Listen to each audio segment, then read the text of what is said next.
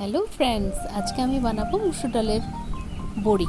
এই যে দেখুন, এটা এরকম করে আমি দিয়েছি। এটা কিন্তু ধীরে ধীরে কালারগুলো এসেছে। আপনাকে আমি এখন প্রসেসটা বলছি কেমন করে ঠিক আমি এটাকে বানিয়েছি।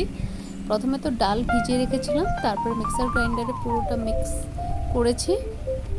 এই দেখুন, ডালটা এরকম ছিল, মিক্সার করেছি পুরোটা, খুব ফাইন মিক্সচারটা করেছি। একটু সময় লেগেছে, এইভাবে করে নিয়েছি।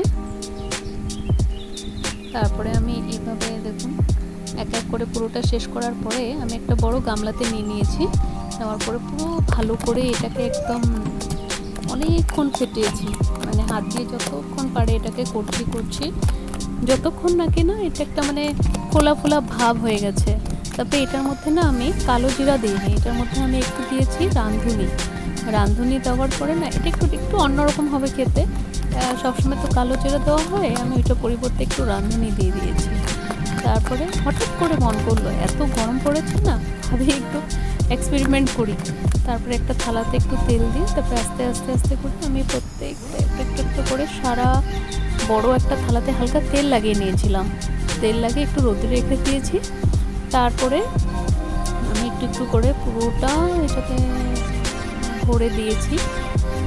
দেওয়ার পরে আমি একদম রোদ্রে দিয়ে দিয়েছি। কিছুক্ষণ পরেই আমার এই জল জল ভাবটা চলে গিয়েছে। যাওয়ার পরে দেখুন একটু সাদা সাদা লাগছে, আসলে অ্যাকচুয়ালি আমার এটা ক্যামেরার জন্য হচ্ছে। আর তাছাড়াও না, যখন দিয়েছি তখন একটু হালকা গোলাপি ছিল, কিন্তু যখন রোদ লেগেছে না, আস্তে আস্তে এটাকে নিজে আবার আগের অরিজিনাল কালারটাতে চলে এসেছে। আর তারপরে বেশ ভালোই হয়েছে দেখতে।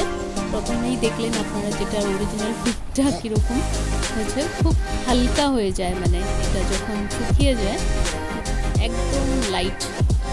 তো কড়া রৌদ্র ছিল, আমার এক রৌদ্রতেই মানে একদম মানে শুকিয়ে গিয়েছে। আপনারা চেষ্টা করবেন, যদি ভালো লাগে লাইক এন্ড শেয়ার করবেন।